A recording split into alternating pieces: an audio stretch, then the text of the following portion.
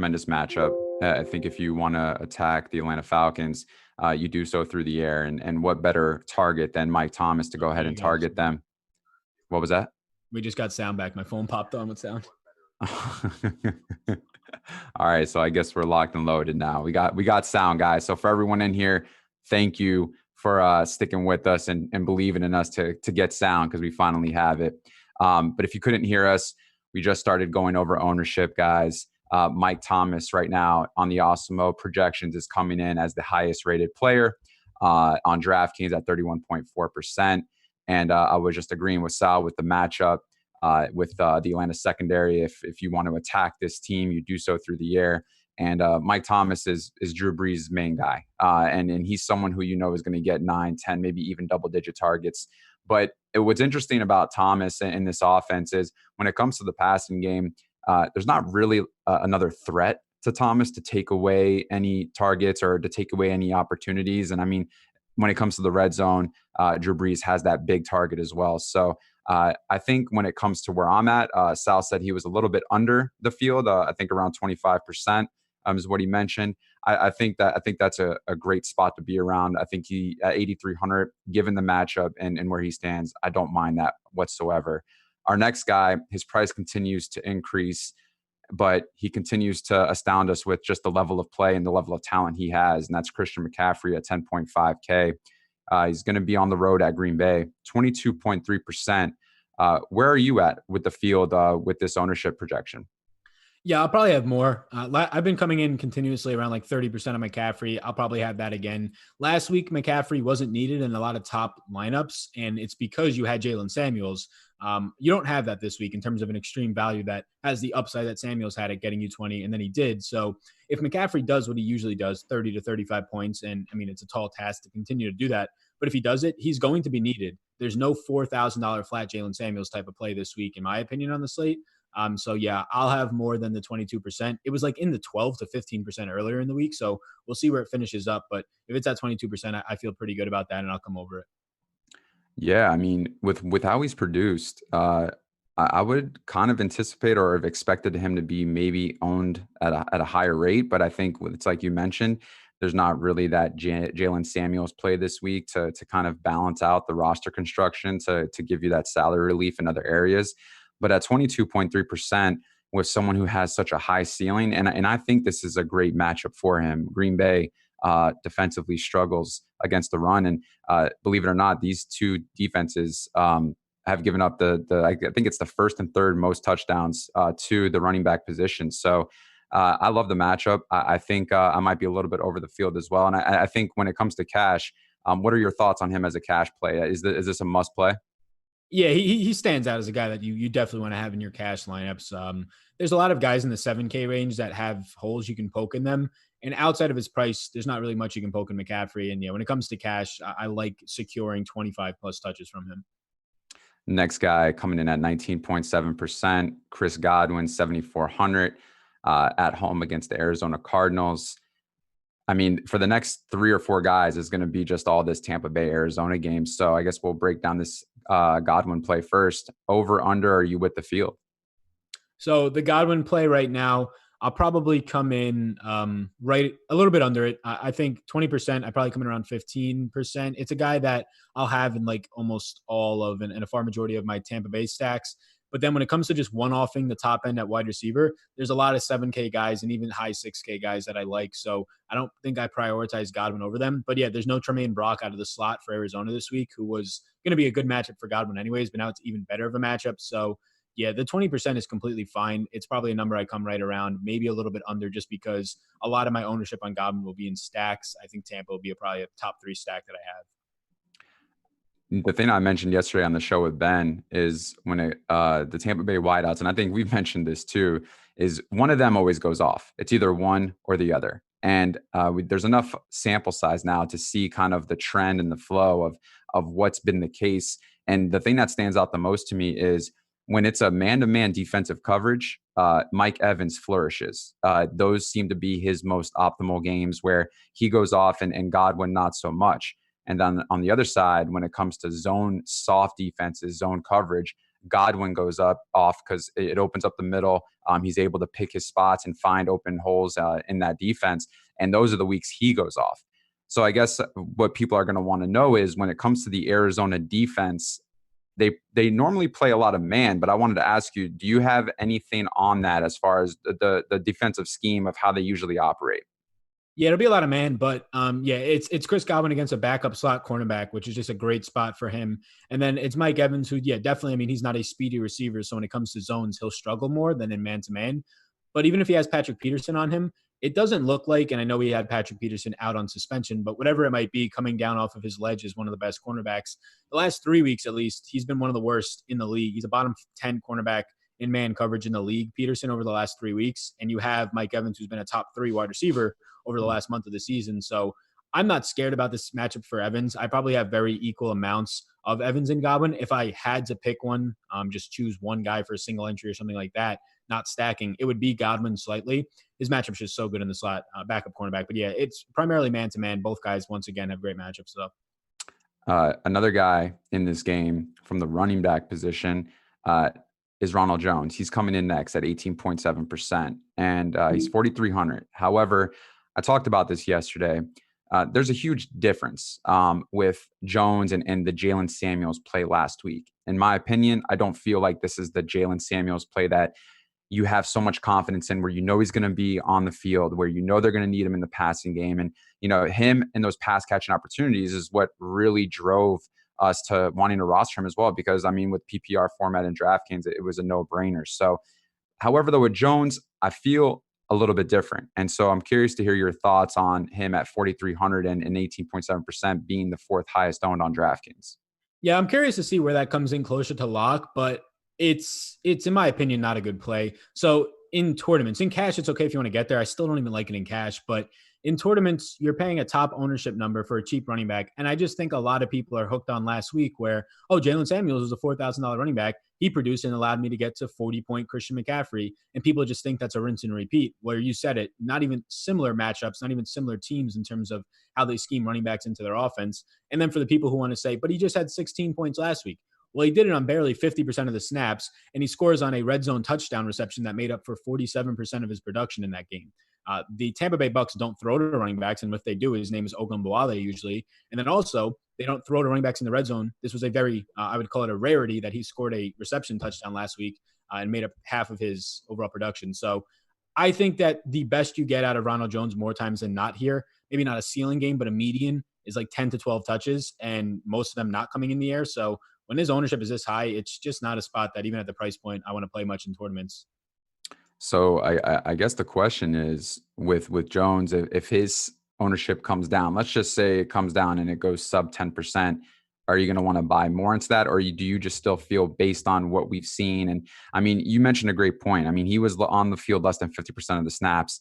Yes, he did have 18 carries. However, though, you know, when you look at what he's done in previous games, I mean, it's kind of like an outlier. So outside of the game that he had against the Rams, there's really not much that would warrant us to want to go ahead and roster him. So if ownership goes in certain directions, and let's say that it's brought down, do you buy in, or you just still continue with what you originally had said about him? Yeah, I hold to what I said. I just think he's a bad play. I mean, he's a cheap running back, so in cash, he'll have 10 carries. You can get there, but I even think that's sort of thin. Yeah, I probably just won't have it. And I think he's a bad play that people are just relatively high off of seeing how well a $4,000 running back played last week and what they were able to do with their lineups. So at least DraftKings wise at that price point, it's just not something I'm going to get to. Next guy from the same game. I mean, this game seems to be the game that everyone's going to go to, which kind of makes me weary just a little bit when it comes to kind of a tournament play. But Christian Kirk, 5,200 at Tampa, and he's coming in at 18.2%. Where are your thoughts here with where he's at? Yeah, I think he's overowned. I think he's the best run back option for that game if you're game stacking Tampa. So I think like algorithm wise for the ownership, that has to be taking into account some of it. But at the exact same price point, I have right now DJ Moore miles ahead of Christian Kirk as a wide receiver play at the same exact $5,200 price tag. I have some other guys relative to him at lower ownership that I think are fine plays, even in the 4K range, like guys like Jarvis Landry, potentially Curtis Samuel, depending on Jair Alexander's injury for the Packers. But Christian Kirk, that being said, I think he's a fine play, very good cash option, okay in tournaments. Like I said, he would be my primary run back option in Arizona stacks or run back option in Tampa Bay stacks. But I much prefer DJ Moore this week. I have him for significantly more fantasy points at the same price. I think the question or the most interesting thing with Kirk is how they kind of operate the passing game. There's not many deep balls when it comes to the passing game. It's a lot of short slants, a lot of little outs, and I mean, yeah, he's going to get targets and he'll probably get him some receptions. But here's where my concern is I think DJ Moore is a way better play, and I'm glad that you mentioned him. I think, for him, better matchup. I think that you get more potential out of him. With Kirk, I just feel like he's limited in a sense where, these short passes, it's like, okay, well, he's going to have to catch a certain amount of balls for him to pay off. And I just don't feel like I want to be with the field on a wish and hope type of play. So, for me, with what I've seen in this offense is I trust Kyle Murray as like a naked play, but I don't know if I actually trust him with a wide receiver. Yeah, I agree with that. I just like everybody wants to jump on the opponent versus Tampa Bay, and it makes sense. They're like the number one pass funnel defense. So I do think Kirk is a fine play. I just prefer DJ Moore in that spot. DJ Moore averaging the same amount of targets per game as Kirk, and he's averaging 2.3 air yards per target more. So just more upside. And it's not like he's averaging 16 air yards and they're all just getting thrown over his head like Devontae Parker's for the most part. These are all in a very good range where they're upside targets that are also easily convertible. The guy's on the field just as much as Kirk is, and he's catching right now. His catch percentage is at a very high clip as well, catching over 70% of his passes thrown his way. So he's getting the similar volume and more upside in his passes for lower ownership and the same price. So yeah, it's just when it comes to it, he's a fine play. Just prefer some other guys. If not Kirk, and let's say you did stack the Bucs, but you wanted to run it back with someone, and let's just say you're looking at the other wide receivers, Cooper, Isabella, Fitzgerald, would you go there in any sense? Yeah, I mean, I'd go to Fitzgerald because he's still cheap, and this is a spot where he's been terrible. I expect his ownership to be lower, at least than Kirk's.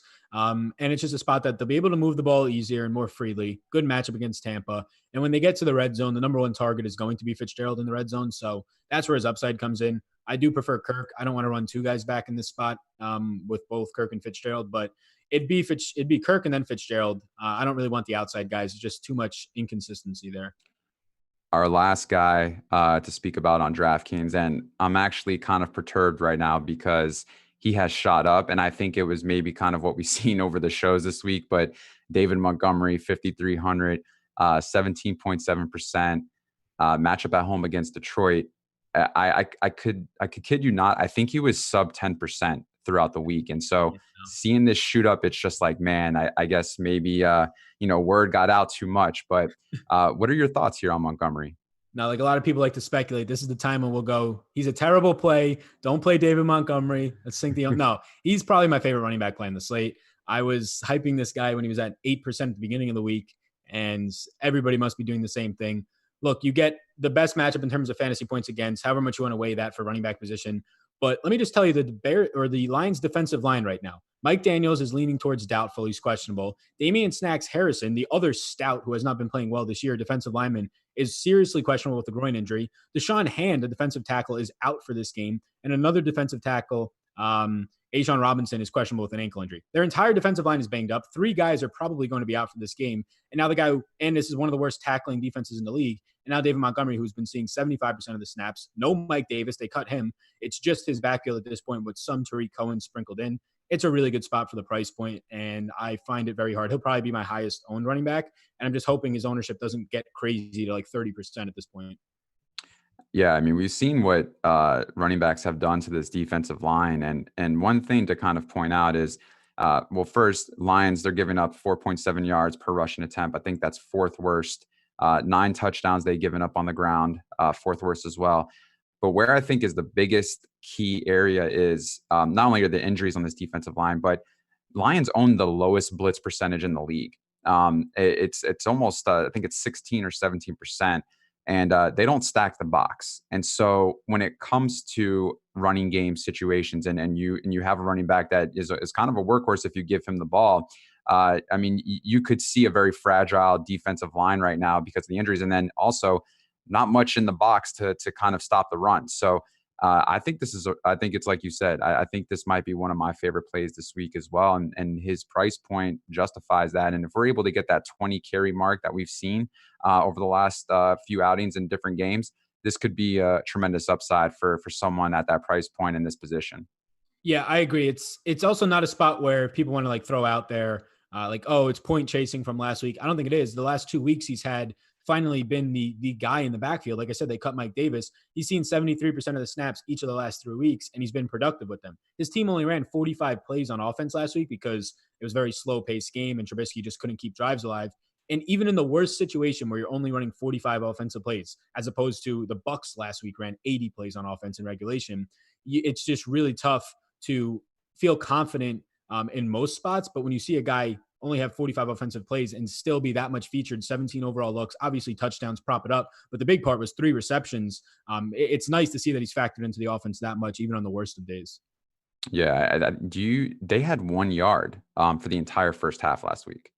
So yeah, I didn't know that, but that is absolutely brutal. They had the second half run. Yeah. So, I mean, even when they were down, and which this should give you at least some type of light or positivity, is that even though they were down, they still went with the running game in some fashion. And they still gave them those carries at the goal line. So I think now it's like you said, they cut Mike Davis. They kind of have a plan now. And, they're not going to rely on Trubisky. I think they're going to rely on their draft pick in Montgomery. So I'm on board with this. And I think this play is definitely a great play. We'll go over to FanDuel real quick. Same guys at the top, but there are some guys that maybe we can point out real quick. Alvin Kamara on FanDuel, however, is coming in at the second highest owned behind Mike Thomas at 27.6%. He's 8,300. Before I let you get into this kind of concerns me on multiple areas, but 8,300, I just feel I'd rather go maybe an extra 300 to Saquon, or maybe, even go down where there's more value. For me at 8,300, I'm kind of nervous on a few things, but I'll let you get into it first. What are your thoughts on Kamara at 8,300 and being the second highest owned player? Yeah, earlier in the week, I liked Kamara because I thought he would be lower owned because of the threats of Latavius Murray coming off an injury. Huge favorite. Maybe they do the Mark Ingram thing last year where they just run a ton with both running backs, and they still might.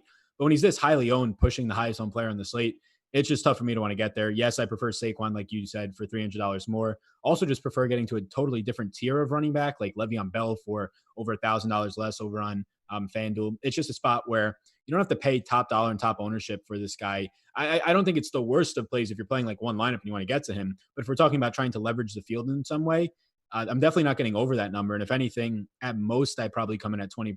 But even that might be a little bit high because even on FanDuel, I do want to get McCaffrey as well there. So, yeah, I think it's a high ownership number that I probably don't get all that much of. What are your thoughts on Murray at 7K on FanDuel? Yeah, I'm not going to get there. I do think just because of if we saw like a shaky situation where this week there was like limited practices for Kamara and like the game before he got injured and was held out, it was very much that. He only played 59% of the snaps. He limited all week and they held him back in the game, but he logged a full participant on Thursday and Friday. So it seems like he's a full go. I mean, he's had a ton of time to recover over a month now, so around a month. So I think Latavius Murray in a 13-point favorite. It could be one of those Mark Ingram games, like I said, from last year, where both guys have 15 carries and are just lighting it up on the ground in a good matchup. But this is also a spot where he's 7,300 and he's not like Mark Ingram was last year in the 5K range in a lot of those spots. So it's just too steep of a price point to probably pay for like 10 to 12 touches. So that was what I wanted to get into. Was I have respect for Matt Ryan, and this offense to some degree. However, the New Orleans defense is pretty good, and I'm just wondering if can they go into New Orleans and keep this somewhat competitive, because I don't think the defense can really keep New Orleans offense off the field. And so I guess what I kind of was inquiring about with Latavius Murray is, given that this is such a large spread and them being at home, and Kamara, still coming off this injury. Yes, he had the bye week, but I guess, do we see maybe if they go up early and not needing Kamara as much, that we could just see a lot of handoffs to Murray? And if we go into the second half and just, kind of running out that clock and moving the chains, which would value, I guess, Murray in a game flow situation more than Kamara. Yeah, I think that is like the exact point where he could be an interesting contrarian option. If he was $1,000 less, I would be a lot more enticed by it. I think all he does this week is really limit the upside of a guy like Kamara to pay that price tag on Kamara, especially the ownership on FanDuel. So I liked like the strategy and the game thinking of it because we know the Saints, and as I didn't think they were going to be, I thought 10 points would be a big spread, but 13-point favorites is huge. It makes sense that he could see an extended 12, 15 carry type of day if it gets out of hand. But if that's the best upside for him and you're still at this top dollar price point, there's so many guys around him like Chubb, like Bell, who are going to push for 20 plus carries and be the featured guy. It's just not a spot that I get to. If he was $1,000 cheaper or a little bit more or a little bit less expensive, it'd be a conversation that I'd probably be more interested in getting pieces of. Next guy, a little bit down the list, Saquon Barkley, 8,600. He's coming in as the fifth highest owned, 24.2%.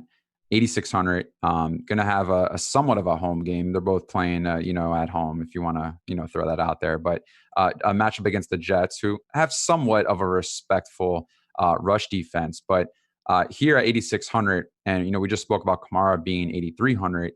How do you feel, and where are your thoughts here with Barkley? Yeah, if you're not getting to Christian McCaffrey, I think he's like the next best pay-up option. It's almost by default of what we just said on Alvin Kamara. The ownership is completely fine if that's the case. I imagine that's what a lot of people are doing. If you're not getting to the 26% owned or 27% owned Christian McCaffrey on FanDuel, then I think getting to the Barkley makes the next sense after that, or the most sense after that, for $2,000 less. So in the thinking that that's what people are doing, I think it's totally fine at his price point. You then see a drop off just totally in price outside of the Kamara range, similar to DraftKings. You get down to the Le'Veon Bell, the Marlon Mack range.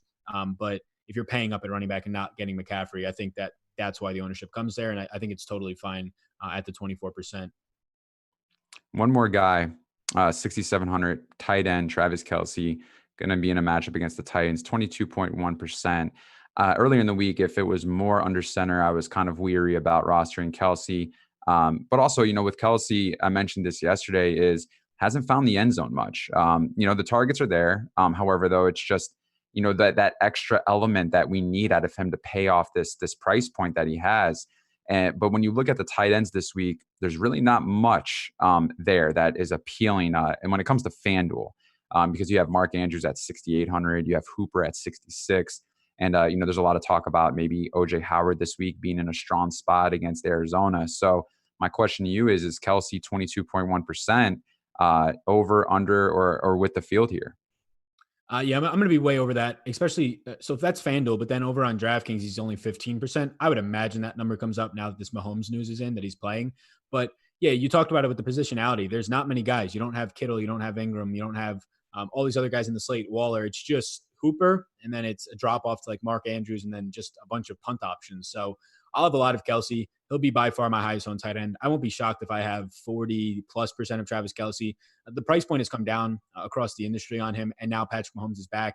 And yeah, he hasn't found the end zone, which I think is keeping people off of him, but having a very similar year in terms of yardage. And then he has 13 red zone targets with no touchdowns. That's going to change. If you go back and look at these targets, there's been two that have been, one was a drop in the end zone, one was a drop going into the end zone. So two are his fault. And then three have been near misses. If you're going to tell me that Kelce finishes the year with like 25 red zone targets or so, if not more, because this team has been failing in the red zone and not getting there as often so far through the first half, then yeah, I'm going to imagine he finishes with 5+ touchdowns. So it's a big second half coming in terms of regression. But even without regression, the price point's fine for what this guy's upside is relative to a lot of the other guys on the slate. If ownership is up on him on DraftKings, because there's two guys that have very, very appealing price points, and Rhett Ellison and O.J. Howard, and I guess in somewhat really good matchups too, because they're facing two defenses that struggle against the pass. And so with their price points at 2,500 for Ellison and 3,300 for Howard, is it smart to pay up for Kelce if ownership is somewhat there on DraftKings when you could have so much salary relief and maybe pivoting to one of those two guys? Yeah, so I talked about this earlier this week too, and it's going to be a week where I'll pay up for Kelce or I'll punt the position. And yeah, Rhett Ellison opens up a lot for your lineup. So my priority is to pay up for Kelce, just because that's the type of player who, if a lot of people are going to go to Ellison and punt plays, more times than not, you're trying to get like 6 to 7 fantasy points, try and fall into a touchdown on one of those guys. Whereas a good week for Travis Kelce could be a 30+ point week, and you're just dominating and smashing away a lot of the competition that are punting. So that's my goal, is to get to Kelce, really because the ownership right now is around 15%. So we'll see if it comes up, but something I feel okay with.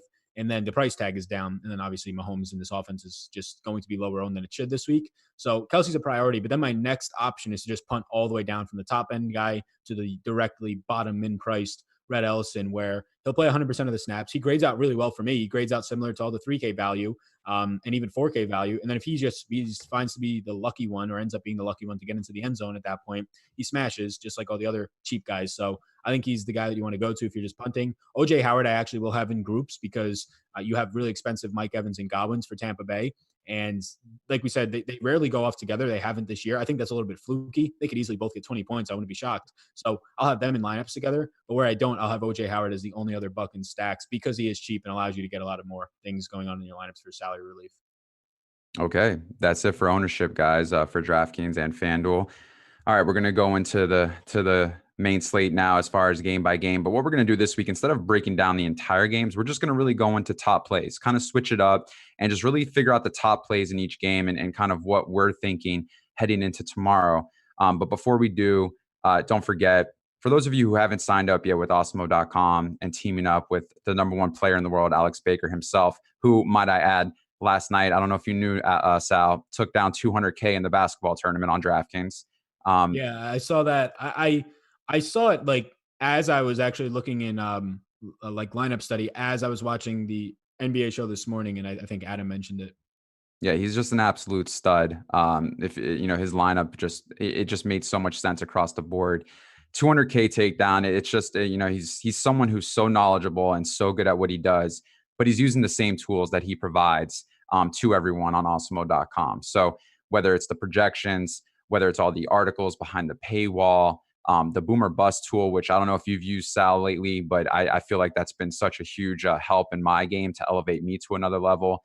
Top stacks tool, all these different things. And if you're looking to kind of get a little bit more info, go to awesemo.com/join.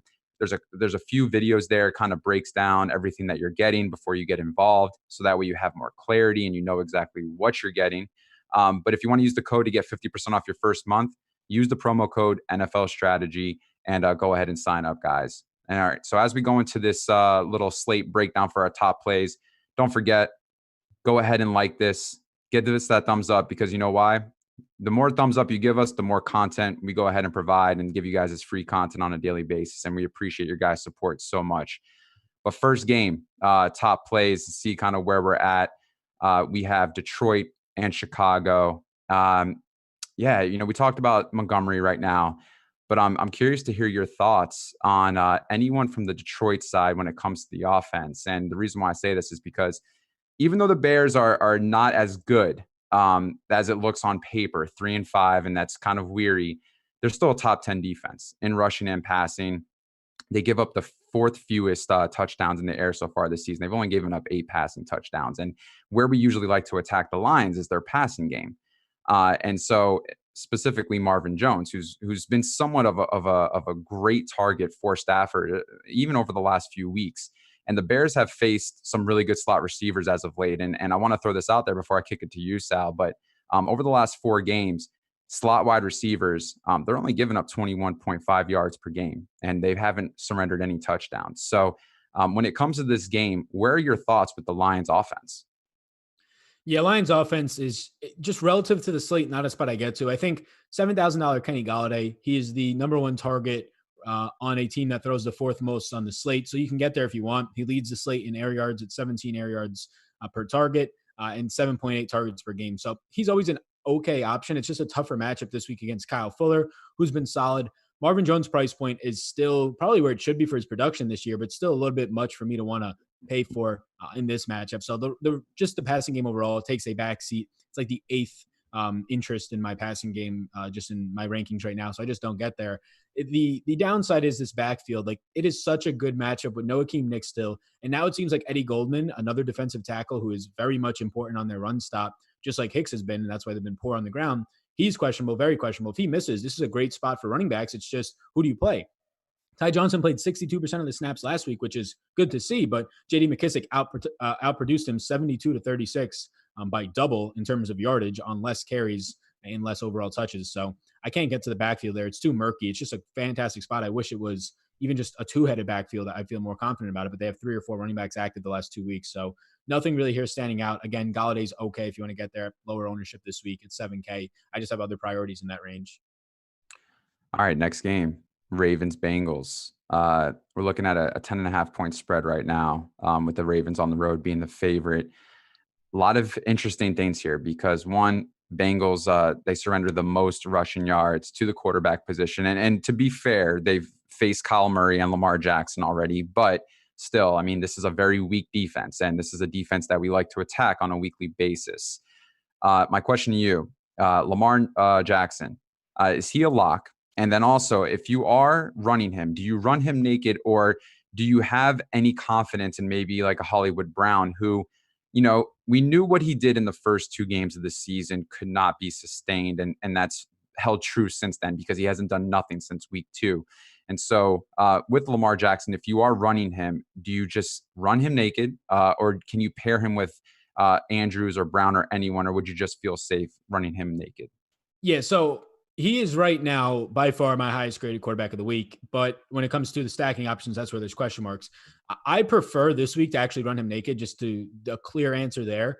And we know that stacking is so good and correlating is fantastic. And I agree with all of that. But he's just the unicorn and the exception to this when you're going to average 80 rushing yards per game. And so far this season, 12 fantasy points per game on the ground alone. That's an average. And now he faces the team that has a bottom 10 pass rush and they're bottom 5 in tackling in the league. So yeah, the upside for him to have an 18-point game on the ground like he's had multiple times this year is definitely there, especially in this matchup. So I prefer running him naked. Hollywood Brown is very questionable. They said he's tentatively expected to play. We'll see how that works come Sunday. If he's in, I feel very murky about his status in terms of full snaps. If he's out, I feel a lot better about Mark Andrews. So right now I prefer running it naked. You can get to those 2 guys. Those are the clear options. If Hollywood Brown ends up missing this game and it goes south for him, right now he's very questionable, then Mark Andrews becomes more of a priority. But again, it's just run the guy naked. He's averaging 29% more points than anybody else. 29% more is higher. The next closest is Patrick Mahomes. Fantasy points per drop back this season, obviously skewed by his rushing stats, but it's just insane what this guy's doing. I don't mind. I think I'm going to have quite a few shares of him. I just feel there's so much upside in this matchup. And I'm not scared of this Bengals defense whatsoever, even after what I've seen this past week with the Patriots, where I thought Belichick would have some sort of plan as far as containing Lamar Jackson, but that was not even the case. And they struggled and didn't have an answer for that pistol formation, which we've seen already twice now against the Bengals, where they couldn't have an answer, nor did they stop either Murray or Jackson, the 2 teams that run the pistol formation the highest in the NFL. So I love Lamar. And I think where we have to kind of just figure out is who can we pair with Lamar if we don't run him naked. Now, I think you can run him naked in cash all day, but in GBP, I feel like there's definitely got to be some sort of play here when it comes to Hollywood Brown. And so I don't mind a few shares of him. I don't have confidence in him just because we haven't seen anything for so long, and I don't really like buying into that. However, though, if ownership is low on Brown because of that, which I think it might be as of what we're seeing right now, I don't mind Hollywood Brown here in this situation. For the Bengals, anything here because, there is a quarterback who is going to be starting that is fairly cheap on DraftKings, and Ryan Finley. He's 4,800. And along with that comes 2 wideouts that are fairly cheap, who we've seen produce in the past with Auden Tate and Tyler Boyd. But what concerns me here is, and I think that we'll see some of these in the Millie Maker. I think we'll see these lineups where you're going to pay up for CMC, you're going to pay up for Mike Thomas, and you're going to go ahead and roster these guys, which I don't mind. But what I want to point out here, Sal, and love to hear your thoughts, is the Ravens are the 2nd highest blitz team in the NFL. A lot of pressure they apply and a very high disruption rate when it comes to the quarterback position. I think what we saw last week, for anyone who watched the game against the Patriots, Tom Brady was on his heels a lot when it came to just disturbing him and the pass rush, and they got to him quite a few times. So now they're going to be facing a very weak team with a very weak offensive line. Do you trust any offensive parts here in this Bengals offense? Because I think what we'll see is a blowout. So, I mean, do we see anything here that we like? Yeah, for me, nothing stands out. I know Boyd's price tag is lower, but there's 3 or 4 other wide receivers in his range that I prioritize. Since there's going to be no AJ Green, you're going to see Marlon Humphreys continue to stay in the slot. He's been the primary slot cornerback for the last 3 or 4 weeks. And really why he's been the slot cornerback is because he's faced guys like Juju and he's faced guys like Tyler Lockett and just team's number 1 slot cornerback. So he's following them. He hasn't done that great in the slot, Marlon Humphrey, in just a limited sample. Tyler Lockett had his way with him. But it's a spot where he's still a dominating cornerback. And even with Earl Thomas questionable, even if he misses, this is still a really solid secondary, transformed since the first month of the year by acquiring a guy like Marcus Peters and just getting healthier with Jimmy Smith coming back and getting Marlon Humphreys in the slot. So with the quarterback play, there's just higher upside spots, even at the low price tag for Boyd. I'm not going to have interest here overall. And Joe Mixon he's ran 6 less routes over the past month of this season than Giovanni Bernard has. So even if they get behind big, it's not even like Joe Mixon is going to stay on the field or produce all that much. So it's just a disgusting spot. And just to close on Lamar Jackson, he's only thrown 2 passing touchdowns over the last 4 games. So that's combined. So it's a spot where we have not seen in about 6-7 weeks his 3 touchdown game. We've only seen it 2 times this year. So yeah, the running the naked with Lamar Jackson 30+ point upside is definitely much in play without having to have one of his receivers go off. One more guy I want to ask you about is Gus Edwards. And the reason why I ask is because he has somewhat of an involvement with this offense. But when it comes to a really good matchup and where we think that maybe, they're probably going to be ahead majority of this time. And if they do get out to a big lead, that could diminish Mark Ingram. And I think you mentioned it on one of the shows this week is Mark Ingram. Yeah, it's a great matchup. But for where his price is on DraftKings at 7,100, it's hard to get there because we not only need him to get into the end zone, but he doesn't get enough carries. And so I would love to hear your thoughts on Ingram at 7,100. And if this is someone who you're still opposed to, is there any love for Edwards because of maybe how the game goes and him being so cheap and getting goal line carries? Yeah, so the goal line carry work, I think it's still Ingram's unless this turns into like a week 1 blowout where you saw Gus Edwards see 17 carries, but it's just not a spot that at $4,800, like $500 more. If he was like $3,800, it's worth like a Millie Maker type build. But for $500 more, you get David Montgomery. $200 more, you have a guy like Devin Singletary who's been popping as of late. So it's just not a spot that I get to Gus Edwards. And then, yeah, Mark Ingram, he's averaging less rushing yards per game than his quarterback, Lamar Jackson. Lamar Jackson is going to call his own number in the red zone and around the goal line a lot as well. So if Mark Ingram was 6,100, yeah, it's a very good spot for a guy who doesn't catch the ball, but he's priced that way. But now he's priced at 7,100 as if his quarterback is not averaging more rushing yards than him and as if he seems like he's a pass catching running back at that price point. It's just not a great spot. At the same price range, I prefer Chubb and Marlon Mack. Okay, next game we have Buffalo and Cleveland. A game where I'm so interested to see what you have to say, because when I look at this game, first off, we're looking at a spread of -3 for the Browns at home, a 2-6 team against a 6-2 team of Buffalo. But I was on a show yesterday with a friend of mine, and it was interesting because we looked at the Bills' wins and really how much of a fraud of this team they could possibly be. They beat the Jets, the Giants, the Bengals, the Dolphins, the Redskins, and the Titans at Tennessee, which I guess is probably their only somewhat of a quality win. You mentioned it earlier this week of really their rush defense is not that good. And we've seen that as of late with teams running all over them. And now we have a situation where we have Nick Chubb, who's averaging 5.2 yards attempt. He's hard to tackle. He's 3rd in breakaway tackles. And this is a matchup where being a 3-point favorite at home, I'm very intrigued because I think in order for the Browns to win this game, they need to rely heavily on Chubb. And so first, where do you see yourself with Chubb? And then, do you see anything with this Browns passing offense against the Bills? Yeah, this is a weird spot because I don't want to stack the Browns because I just don't trust the offensive line and Baker. But every other key piece of this offense I have interest in. Yeah, Nick Chubb earlier in the week was coming in popular, 20%. He's kind of fallen off since people have realized about Marlon Mack and some other plays like David Montgomery. But yeah, Nick Chubb, I do like Nick Chubb at the price point of $7,000 flat and the ownership now of 8%. He's low owned for a guy who's facing Buffalo, a team that is one of the worst teams in terms of interior run stop. Overall, their quality when it comes to setting the edge, but interior run stop. And Nick Chubb is the number one breakaway tackle, big play running back in the league, breakthrough percentage. And he is top 5 in elusive rating and top 5 in broken tackles. So this is a fantastic running back that if he was 20% owned, I wasn't going to have that much interest in terms of getting more. But if he's at 8% owned, I can get to 15, 16% and be doubling the field with a guy who multiple times this year at low ownership has broken the slate. So I do like Nick Chubb at that ownership. I haven't liked it until now, this most recent ownership update. So he's a fine option for me, in my opinion. He has just a neutral run blocking advantage. And then you look at these other guys. Jarvis Landry is a fine, cheap option, in my opinion, against his zone defense where slot receivers should do well coming off of a 13 target game. He's going to have a nice one-on-one matchup himself in the slot. And then I like Odell at his low ownership. I get it. I don't think you see a lot of shadow treatment here from Tre'Davious White. They've gone very zone heavy. White stayed on one side of the field for over 80% of the snaps. And Odell's 6,100. I don't need him to have a 30-point game. If he catches 6 balls for 100 yards, he smashes his price tag at 18 points. And we know that if you're someone sitting there that says Odell can't do that anymore, he definitely can. It's just a scheme. So fine spot for Odell. I like low doses of all these guys, but I just don't want to stack it. I like each of them as one-offs because I don't trust the overall offense of being consistent enough to propel up a tournament-winning Landry, Beckham, and Baker lineup. So it's just one-offs for me. I like all of them, honestly, at their ownership numbers. Is there any threat for Kareem Hunt?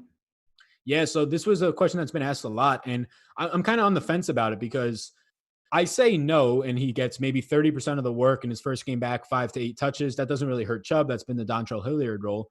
But then you look, and Dontrell Hilliard played 40% of the snaps last week. It has nothing to do with Nick Chubb being bad. Nick Chubb is right now the third best running back in the league behind McCaffrey and Dalvin Cook. If you look at this season's stats and any measurable and meaningful category outside of like fumbling because he had 2 against the Patriots. But he's ranked number 3 overall in PFF. He's been fantastic. But Hilliard sees 40% of the snaps. Nothing to do with Chubb. It's just Freddie Kitchens, who everybody was praising last year as being so innovative. It looks like a complete donkey so far this season. And he's just not play calling properly. So yes, there's some threat of it without a doubt when a guy like Kareem Hunt comes back. Do I think it is impactful today? Or this upcoming weekend tomorrow? I really don't. I think like 30% of the snaps is where you probably see him.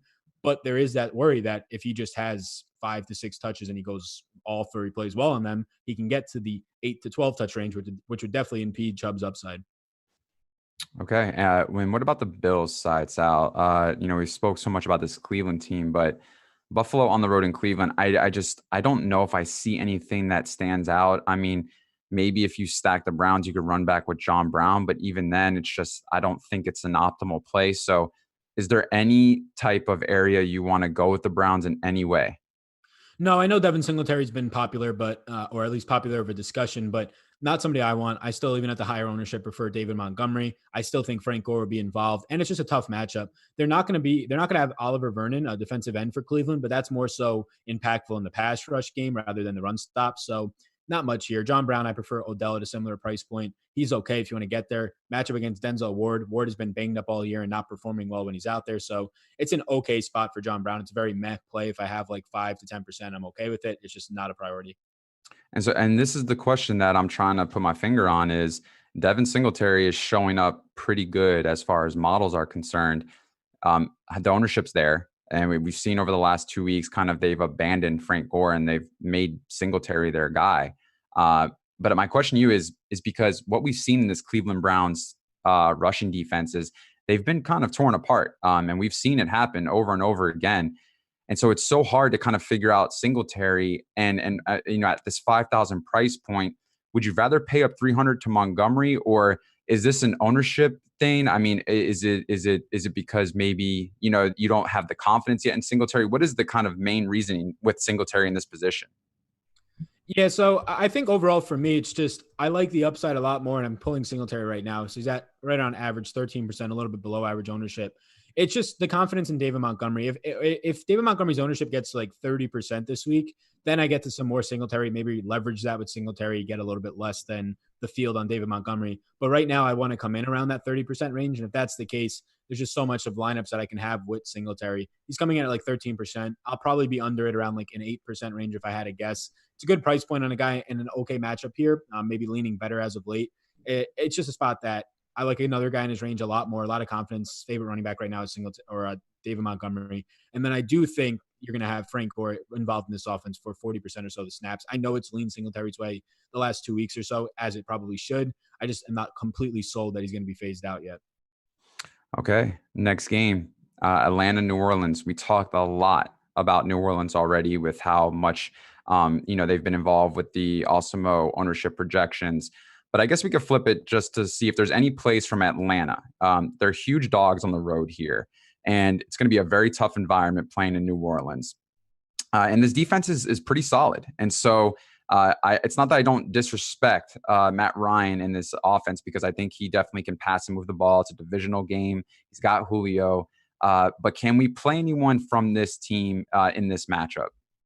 Yeah, I think you definitely can. I mean, I'm very surprised to see what this total has been on this game so far. So that's a little bit concerning with a 19-point implied team total, but there's good spots all around. So I think it's important to point out that last year, both times the Saints played Atlanta, they didn't put Marshawn Lattimore and Julio Jones. They would put their number 2 cornerback on Julio Jones with a cover safety over the top, and then they would put Marshawn Lattimore and Calvin Ridley, just absolutely crushing Calvin Ridley's value. Ridley ends up scoring, or at least I think he got tackled on the 1-yard line and fumbled last year against on Thursday, on Thanksgiving, I think, night against the Saints secondary. But it's a spot where Julio's averaged 121 yards per game over the last 4 matchups these past 2 years against New Orleans. So I don't even care if Lattimore's on him. 2 years ago, he was getting by Lattimore for 140-yard games. Last year, he had a 149-yard game and a 98-yard game. Just didn't find the end zone because of that safety coverage. So it's a spot that I'm fine getting to Julio. I'm fine getting to Austin Hooper if you don't want to pay up all the way for Kelsey, but you still have a lot of money to pay for tight end. And then I don't really want Ridley, no matter what. If he has Eli Apple, who's one of the most improved defensive players this season, on him, that's not a great spot. Or you're going to have Marshawn Lattimore, which is a terrible spot. So I prefer in the passing game Julio than Austin Hooper. And then Russell Gage at 3,400 is actually interesting. He took on the Mohamed Sanu role, 7 targets, 5 receptions in his last game. And Mohamed Sanu, sure, is not a high upside tournament play ever in his career, but he's usually priced in like the high 4K range. And now Russell Gage is 3,400, going to run those same routes, 35 plus routes out of the slot. So I like all those guys. Devonta Freeman, not a priority play because he's priced around David Montgomery, but I'll have some shares. I think it's hard to go with Devonta Freeman too, given the fact of how this game could go, and them just really wanting to be super pass heavy.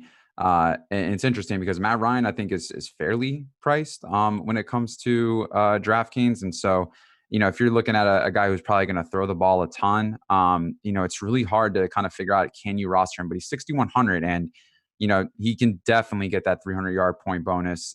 It's just a matter of kind of how strong do you think this pass defense is for New Orleans. So, but other than that, I think, what we touched on with the Saints side of the ball, we were pretty strong on Thomas, and both kind of had similar opinions of Kamara, being priced at a high point and maybe not worth that necessary risk. But I think one more guy I want to point out, or two, I guess, is because if Thomas is, let's just say, somewhat neutralized, or somehow just doesn't get there, or if Breeze needs to look towards other options, is there any interest in Ginn or maybe Traquan Smith, who's now back this week? Yeah, for me, there's not much. I know that they're both cheap there, but so Drew Brees rarely throws the ball downfield. Like, neither did Teddy Bridgewater, but people just assume that since Brees is back, he's going to throw downfield. Before he got injured, he only threw downfield, and it was very limited once all season. And last season, he was amongst bottom in the league in throwing 20-plus yards downfield. It just doesn't happen when you have Michael Thomas, a crisp route runner who runs like 10-yard routes only, and then Alvin Kamara coming out of the backfield. And usually a tight end is like their third or fourth option on this team. So there's no real upside for me in guys like Traquan Smith. Yes, they can pop in a million maker type lineup, but in terms of trying to prioritize with any amounts of ownership, I just won't be there. I think I would get to Ted Ginn over Traquan Smith just because of snap counts reasoning. You're going to have Ted Ginn on the field a lot more. He is getting ownership, though. Like, he's 10% owned. So I think it's definitely below average ownership. His price tag is fine. I just probably am not going to end up on it. That's a great point. And do you think maybe if Traquan wasn't in play this week and he wasn't active, would Ginn be a little bit more appealing? Yeah, he'd be a little bit more appealing because I think he's going to get his snap counts cut into at least probably 5 to 10% as a minimum. Okay. Our next game, Giants-Jets, battle of the MetLife Stadium. 3-point favorites for the Giants, 44.5 over under. This game, battle of two very bad teams and two bad defenses. I strongly think that there could be shootout potential here with the passing game and how weak both secondaries are. What are your thoughts? Yeah, it's interesting. I mean, you have the Giants who are banged up on offense once again. No Shepard, no Evan Ingram, ruled out earlier in the week. So their overall offensive pieces outside of Saquon and maybe a little bit of Golden Tate aren't that strong. But the Jets have already had weak outside cornerback play, and Tremaine Johnson's out again, and Darryl Roberts is doubtful. So their two top cornerbacks aren't going to be playing in this game. So it makes it a lot more appealing for guys like Darius Slayton, who I had no real interest in until getting the news that both of these cornerbacks are going to be out. So I do think there's some potential here in two quarterbacks who, it seems like every single week, Daniel Jones or Sam Darnold is either great or the worst in the world. So I think that this week is a spot against two poor defenses that they can both have nice games. It's really just Saquon for me as a priority from the Giants outside of punting Red Ellison. I think Golden Tate's more so of a cash option. He can secure 5 or 6 catches for his middling, like 50 or 60 yards. Slayton has popped up for me now, though, as a tournament option at lower ownership just because of the matchups on the outside are going to be very favorable. He's not a high volume guy, which is the concern. Similar to Robbie Anderson, he'll get probably 5 targets here. But the priorities on this team go for me, Saquon, Red Ellison, and Darius Slayton. Yeah, I think Rhett Ellison is probably my favorite on DraftKings. I mean, he's just so cheap, and Ingram's not going to be in this matchup, and I feel like there's going to be a lot of opportunities for Ellison. I really think from what we've seen in this Jets pass defense, they struggle across the board, and where they struggle too is over the middle. And so I could see myself gravitating to Ellison a lot here. I mean, his price point, it's really hard to pass up. I think you can definitely play him in cash. And then with GBPs, I don't mind it because it allows you to go in other areas with a lot more upside, like in Mike Thomas or CMC. The Jets side of the ball, I really like Crowder here. I was big on him last week. He was one of my top plays. And with Crowder, his price didn't creep up too much. And at 5K on DraftKings, I love it. I think he's going to get double-digit targets this week. Last week, he really showed out in the first half, and then Sam Darnold just fell apart after that first drive. I mean, what I saw was I really thought that they were going to go off after that first drive. They just seemed to be such in rhythm, and then Sam Darnold just fell apart. So, but we have seen some glimpse of hope with Darnold, and going against a weak secondary, and going against a secondary that really gets destroyed through the air. I don't mind it here. And I feel like both quarterbacks are going to be in play when it comes to throwing the ball. And so I like Crowder here. When it comes to Le'Veon Bell, he has been creeping and showing up here and there on the ownership projections this week. Where he stands right now, I believe, let me just look it up so I can have the right number. He's 16.1%. He's been a little bit of a disappointment the last few weeks. Can we go back to Bell here in this matchup? Yeah, I like Bell. If he's going to be fully healthy, we'll see. It seems like he's going to play. All the indications are that he is going to play here. He had 25 touches last week after discussing his role and with his coach sitting down, and they got on the same page that he just wants to catch the ball more and see more volume. They did exactly that. 8 receptions on 9 targets, 25 total touches, and now he gets a really nice matchup here. So it's a good spot for Bell. 6,900. The ownership is right around average. I do prefer Le'Veon Bell slightly over Nick Chubb, and he's right there. Probably prefer him a little bit more by the end of the week over Marlon Mack. So it's just the price point at 6,900 for what I'm expecting to be around 22 plus touches in this matchup.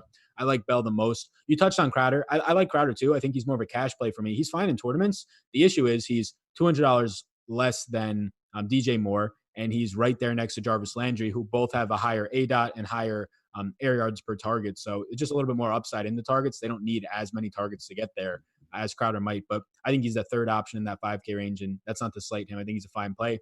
And then every week, Robbie Anderson is fine if he's at low ownership and a cheaper price. Last week, he was priced up. Now he's cheaper. So I prioritize it, Bell, Crowder, and then Anderson. Anderson's only averaging like 5 targets, 5.5 per game. It's not great, but they're all going to have great matchups. Crowder against Grant Haley in the slot, hard to find a better matchup. Robbie Anderson on the outside against Janoris Jenkins, who has been better as of late, but it's just a boomer bust type of a play.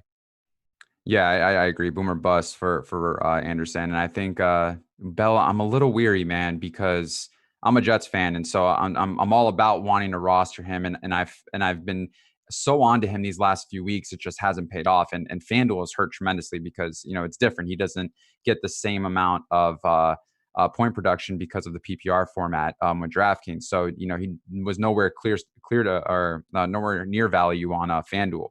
But outside of that, I think there's really no one else outside of you mentioned. The next game, however, seems to be the biggest game of the week when it comes to stacking, when it comes to rostering multiple people from both sides of the ball, apparently, from what we've seen in ownership, Sal. 52 over under, which is the highest on the slate, if I'm not mistaken, and 5-point favorites for the Bucs against the Cardinals at home. We touched on Evans. We touched on Godwin. We touched on Kirk. One guy I want to talk about first, and I would love to hear kind of where your thoughts are, but is a 5,700 David Johnson. I know that Bucs defense is very stout against the run, the best essential overall rush defense in the league. But 5,700 for DJ, can you go here?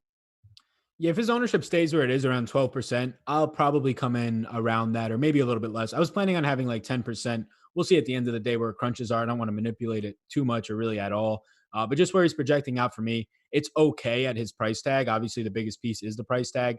You're pretty much paying for a wide receiver, a slot wide receiver, you would say. Does he have a 6-catch, 70-yard game, fall into the end zone, something like that, which he's very capable of doing? He's 100% healthy. I find it very hard to believe he'll only play 40 to 50% of the snaps, even with Kenyon Drake playing really well last Thursday night. So I think you're going to get a David Johnson 60+% of the snap game if all this talk is true that he's been 100% healthy for a week or so now. At 5,700, there's a lot of upside there. The Bucs have been very good on the ground. I know Carson had over 100 yards last week, but he had about 70 of those on one run. So it's a tough matchup. You're paying for if you take off the position, a wide receiver at 5,700, and at $5,700 paying for David Johnson, thinking of him as a wide receiver, it's a fair price point. And at the ownership, I think it's okay. I'll have shares of it. I'm not going to have zero. I'm not going to get over the field on it because I think it's a tough matchup. Where he's coming in at 12%, maybe a little bit too much for me, but I'm right around there, like 8 to 10.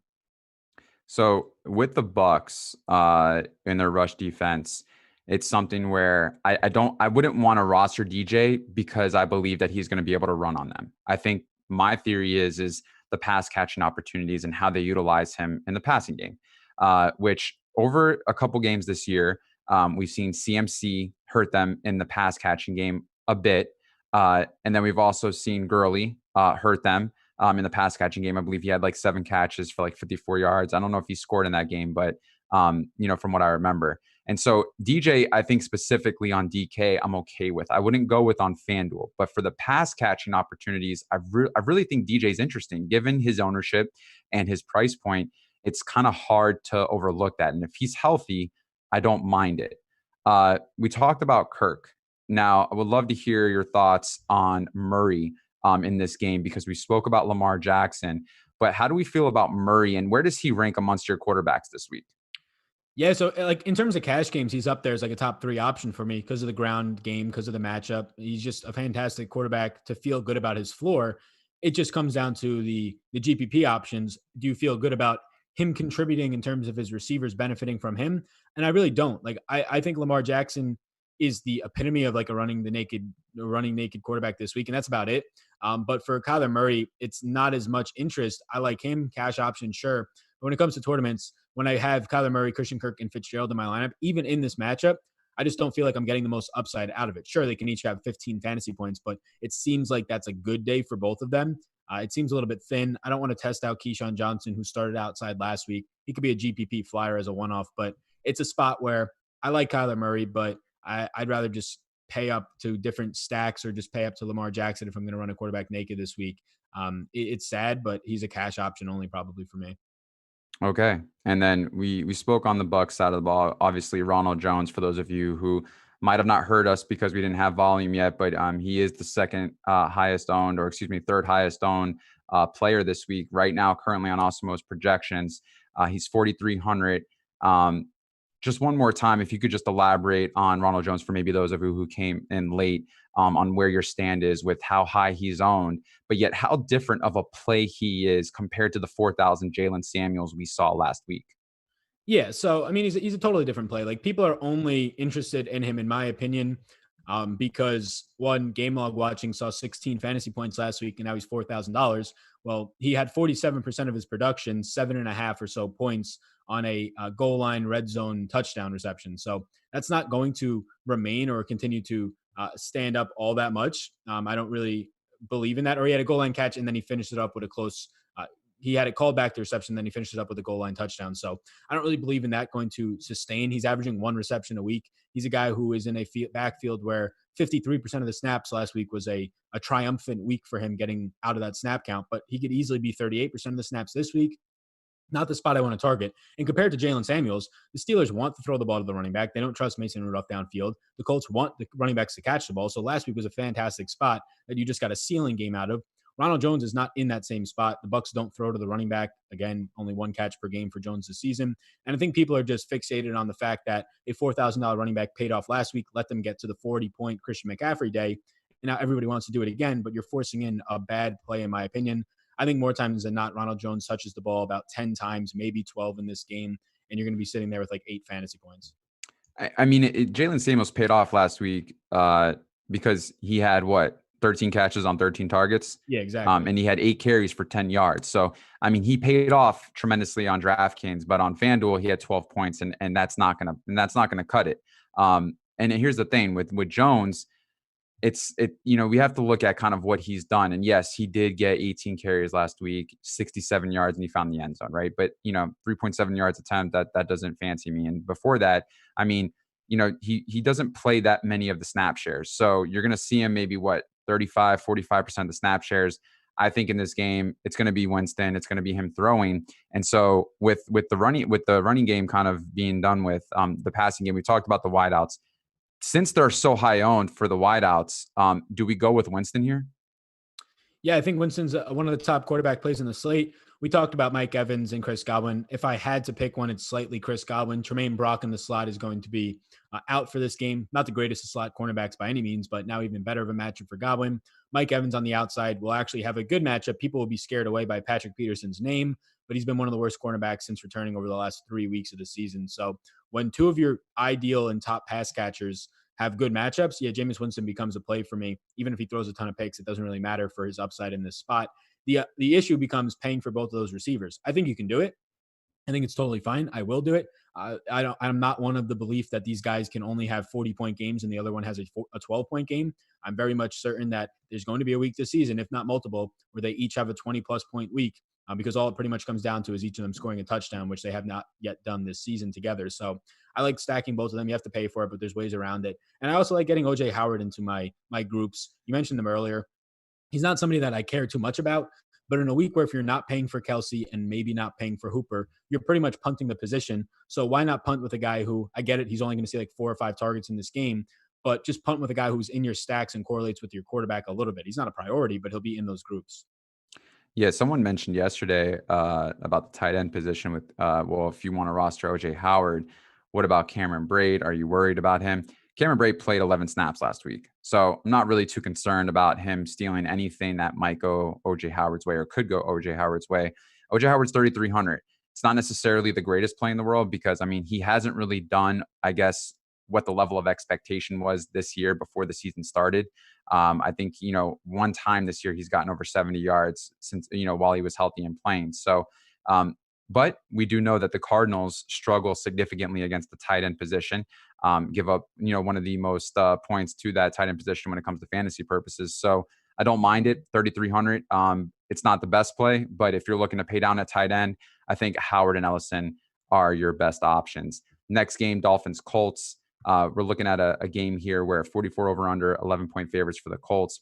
I think Marlon Mack is an exceptional play here, given the matchup and given how I think they're going to operate and throwing and running this game as far as the flow is concerned. Last week we saw Ryan Fitzpatrick kind of just really dismantle that Jets secondary and a guy in Preston Williams who won't be playing this week, but had a great game, 2 touchdowns and saw a lot of target shares. So this week, though, a different bit of a matchup and a different tough environment against the Colts. Any plays here, maybe outside of Marlon Mack, that you're noticing? So outside of Marlon Mack, I think that you could just throw Jack Doyle into the bucket of punt tight ends in the 3K or below range. I think he's an okay play. He grades out nice for me, and I think the ownership has come down a little bit, which is good to see. Zach Pascal, I mean, if indeed Brissett plays or not, it should be a good spot for Pascal. I, again, prefer DJ Moore in the price range. I probably prefer Christian Kirk right there. But Pascal's been the number one receiver. There's going to be no Paris Campbell this week and probably for the rest of the year. T.Y. Hilton's been ruled out again. So he's going to be the number one option right there with probably Jack Doyle. So it's a fair price point for a number one wide receiver playing 90+% of the snaps. Just not a priority for me. It will be as good of a matchup as you get, though, because there's just no cornerbacks left. Xavier Howard on IR. They got Talib, but he's still on IR. Probably won't play. Really good matchup. Probably gets Needham, who's been giving up on 16 targets, a 53% completion percentage, 100 yards and a touchdown on limited snaps. Really hard to judge that sample of a cornerback. So Pascal's a secondary option. Doyle's a secondary punt option. It's really just Marlon Mack as the main priorities here from the Colts side of it. And someone keeps talking about this guy in chat since the chat has started, but Michael G. Sicky, tight end, 3,100 for the Dolphins. Can we talk about him for a second? Because, obviously he's being mentioned and, he had somewhat of a great game last week, 6 targets, 6 catches, 95 yards. But as you look back, I mean, he's involved in the passing game, doesn't play a lot of the snap shares, about 50%, but Could we go here maybe in a multi-enter GPP format? Yeah, I think you definitely can because Preston Williams and Mark Walton out. It's going to increase more emphasis. They've been trying to get Gesicki the ball more in just design plays the last like month of the season, and it popped off last week, partially because of injuries in that game.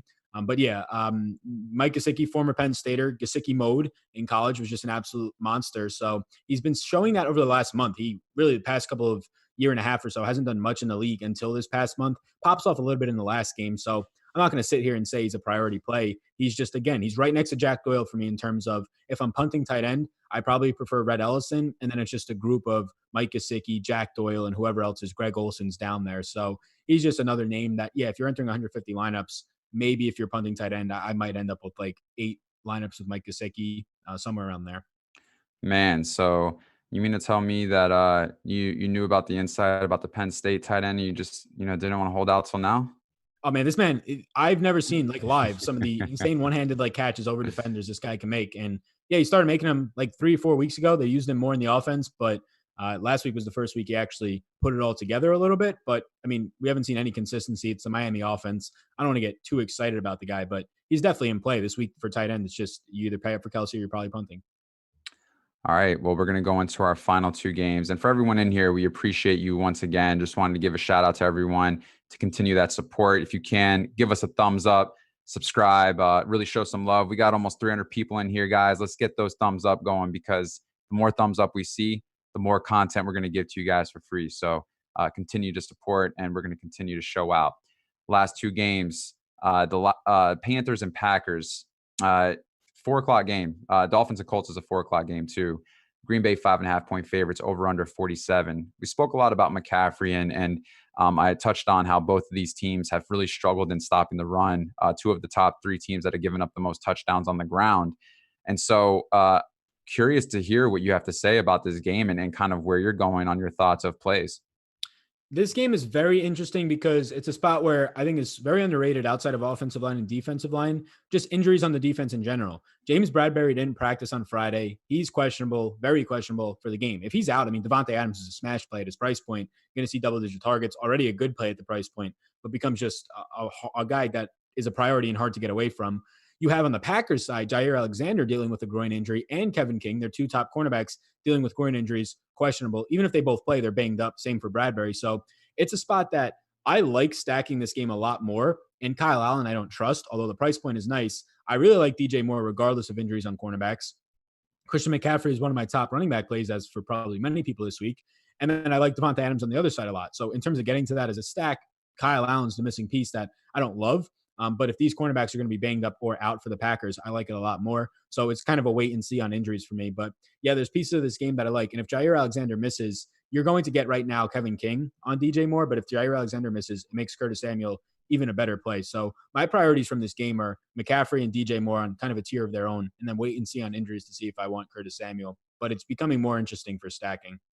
So I'm really big on the running game in this game. I think both sides of the running game are definitely in play. And when it comes to Aaron Jones and Jamal Williams, I kind of like Jamal Williams, even though he's not on the field as much. But, he's consistently being utilized in a way that pays off. And he scored a touchdown every single game the last 4 games. And his price point's only 5,200. So of those 5K running backs, I mean, I like him. I think he's in play as far as a player pool perspective, and he shouldn't be counted out. The only thing I wish I would see is maybe a couple more rushing attempts. But I mean, from what he's done in the passing game, it simply definitely pays off his price point. So when it comes to the 2, Aaron Jones versus Jamal, Aaron Jones this week, I believe, I just want to make sure I have this correct, is he's 7,400 on DK. Of the 2, who would you rate higher in this matchup? Yeah, so I guess the disclaimers, I don't really have interest in either. I would slightly rate Aaron Jones higher. And the only reasoning is Jamal Williams was the number 2 wide receiver on this team as a running back, right behind Aaron Jones when Devontae Adams was out.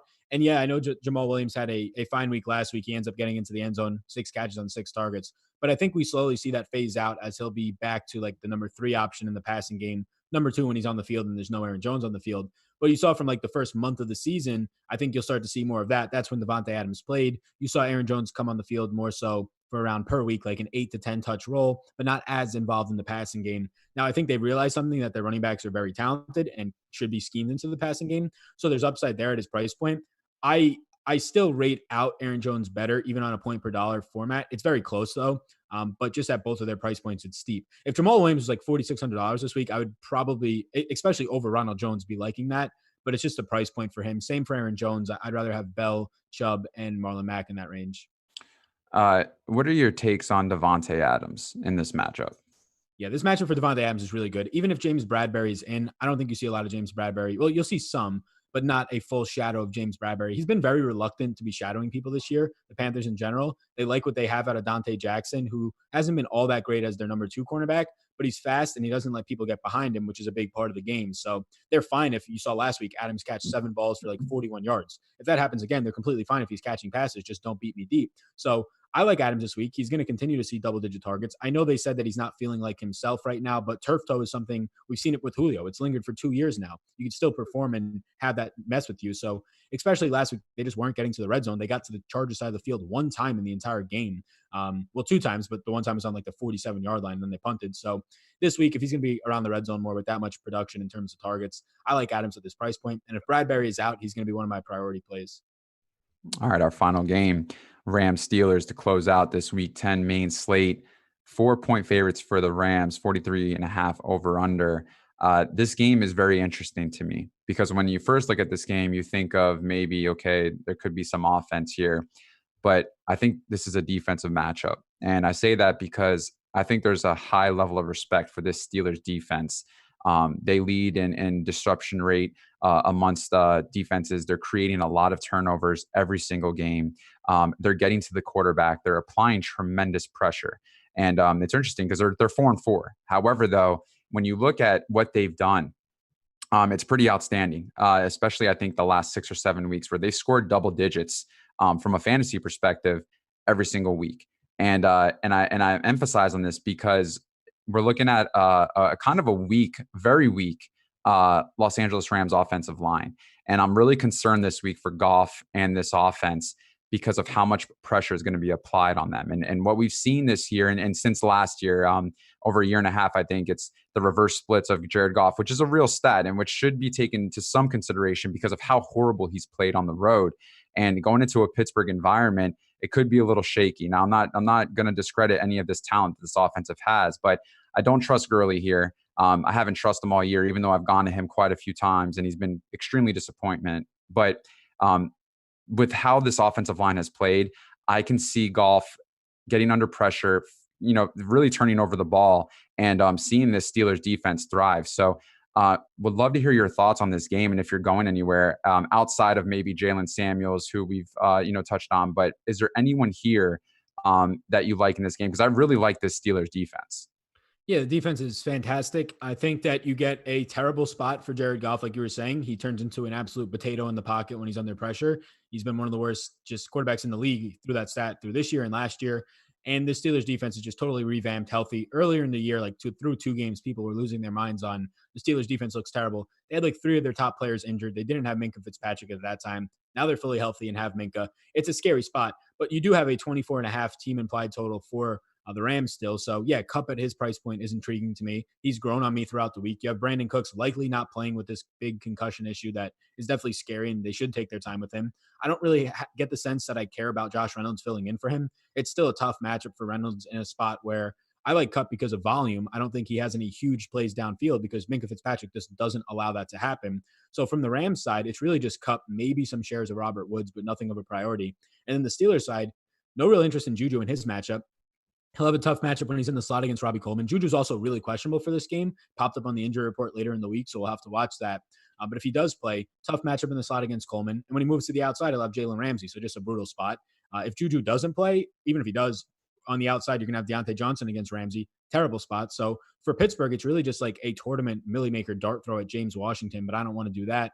James Conner has been ruled out, so Jalen Samuels becomes somewhat interesting, but at that price point, I think it might be a little bit too much. We saw what he did last week, though, a ton of targets and catches. So if that's a repeat, then yeah, sign me up for it. He's still in play at the price tag, just not a priority. Yeah. What about Jalen Samuels in going back to him this week, given that he'll be the only a central running back in the mix yet again. Uh, Even though his price has creeped up, can you still go back here? And I don't think we'll see ownership be as high because of that price point. But I mean, he does have to produce from this passing game, and I just from what we've seen all season on the running game, it's just not there. So, is it worth it? I guess at 6,300. Yeah, you could take stabs at it for sure. Again, it's not like a priority play or anything, but the way this team all season long wants to move the ball is throw it short to Dede, throw it short to Jalen Samuels or Dede to Juju, throw it short to Jalen Samuels and or James Conner, and then once in a while go play action to a guy like Deontay Johnson downfield. But it's pretty much throw it to the running backs, throw it short. If Juju is out, which it seems more and more that there's an actual possibility of that, as of today, if he's out, Jalen Samuels becomes a much better play. He's like the only option besides Vance McDonald to move the ball.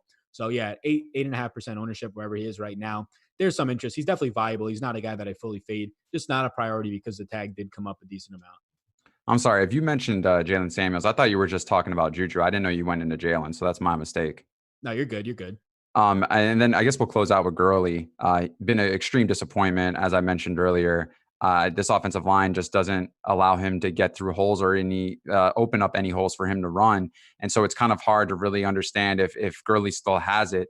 But his price point, I mean, at 6,100 on DraftKings, and I think he's still at 7,400 or 7,300 on. Let me just make sure I get that correct. But yeah, he's 7,200 on FanDuel. I just don't see how you can pay for him on FanDuel. And if on DraftKings, I just don't see how you can get there either. I think there's better options that are cheaper. And then I think there's better options that are just a little bit more up in price, maybe like a Derrick Henry against a weak defensive rushing unit for the Chiefs as well. So with Gurley, do you have any interest whatsoever? Or are you just fading completely? Yeah, I mean the price tag is so intriguing, but I'd probably end up just fading completely if I had to just guess. Maybe a little sprinkle of it, but it just bluntly probably don't have much. Like it's a spot where he's facing a top 10 tackling team, doesn't help his case for not breaking as many tackles after like the first 2 weeks. Now he's not breaking many, and he's also facing a team that's top seven and they're seventh in run stop and run defense, and they're only improving. Like you take out their first 2 games of the year, they're probably a top 3 run stop team. So brutal spot. Love the matchup for him, or in terms of the price point, really. But it's just a spot that I don't get to. Henderson Jr., Malcolm Brown also getting healthier. Don't know if he'll suit up, but Henderson Jr. is still seeing a decent amount of snaps to the point where it's just really tough to want to get there. The price is just crazy. If you told me a year ago that this would be the price on Todd Gurley.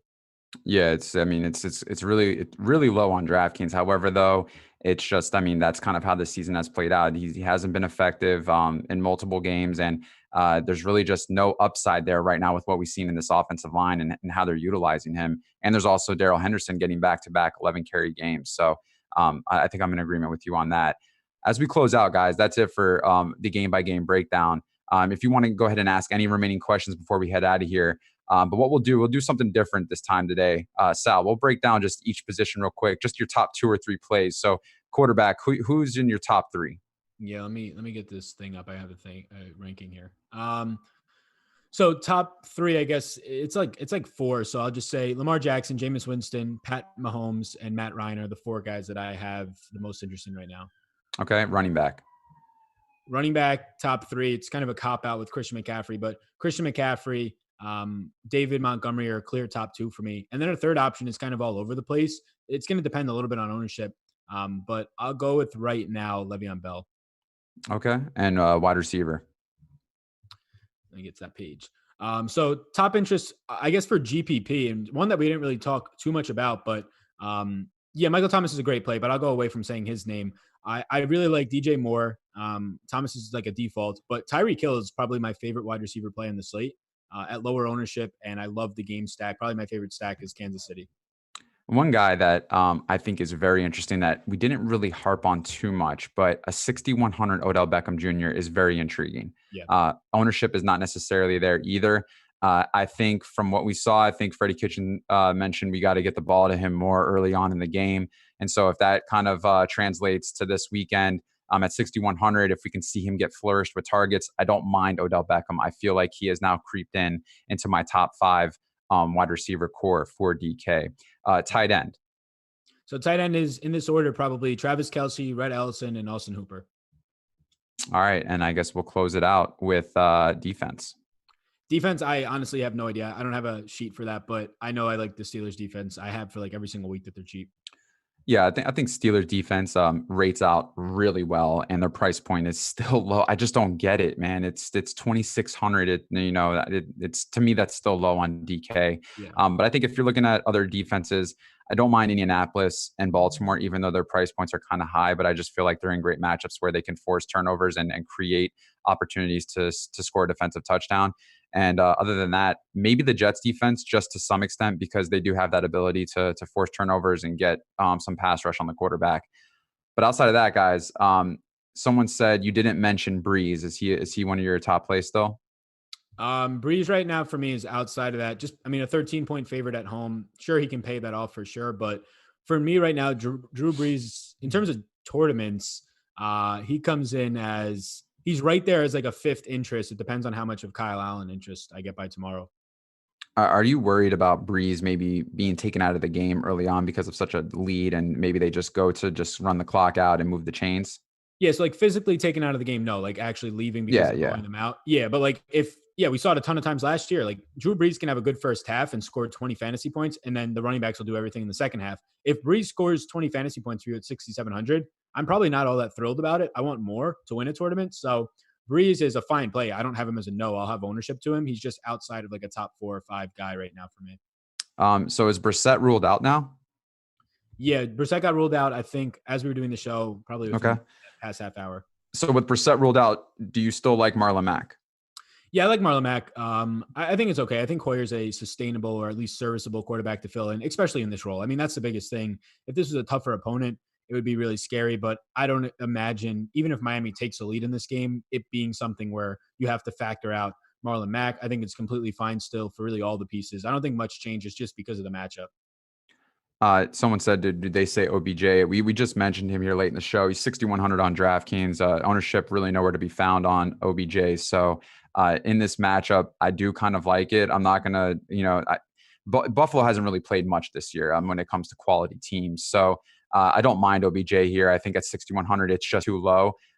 You might see OBJ in cash lineups. I wouldn't be surprised. And then in tournament plays, if his ownership's low, I don't mind it whatsoever either. We mentioned Pascal. Sal harped on that. Kyle Murray. Sal talked about that as well. Where does Kyle Murray rank in your top 5, top 6 quarterbacks? Yeah, he's probably a top 3 cash option for me just because of what he can do on the ground and his floor. But when it comes to GPPs, I have him. So I have Lamar, Winston, Matt Ryan, and Mahomes as of now as guys that I like at quarterback. And then there's sort of this next tier of you have Kyle Allen, Kyler Murray, Drew Brees, and Sam Darnold. And those are really like where all my interests lie. Okay, guys. Well, that's it. We've come to a close. It is 9:30. Sal, appreciate you so much for joining us yet again on the Awesemo.com NFL Strategy Show, Week 10 final thoughts. Everyone in here, we thank you so much. We thank you for your support. Continue to give us that thumbs up, share, subscribe, get notified. There will be shows on later today for NFL. I think On the Contrary is coming up soon. And then we got the deeper dive later in the live before lock. So make sure you guys continue to check us out, get that free content, continue to learn and grow. Sal, before we let you go, where can we find you at? You can find me on Twitter at Salvetri DFS, here in the Awesemo channel, Tuesday, Thursdays, and Saturdays at 11 a.m. talking NFL, and Wednesday at 9:30 with Josh Engelman talking NBA. And then I have a YouTube channel. It's just Salvetri. You can follow over there for more DFS content as well. All right. And for me, you can find me at Chris Randone, guys. Once again, thank you so much. Remember, play good players. Go with your gut. Good luck tomorrow. Take something down. And we look forward to seeing you guys do screenshots so we can go ahead and praise all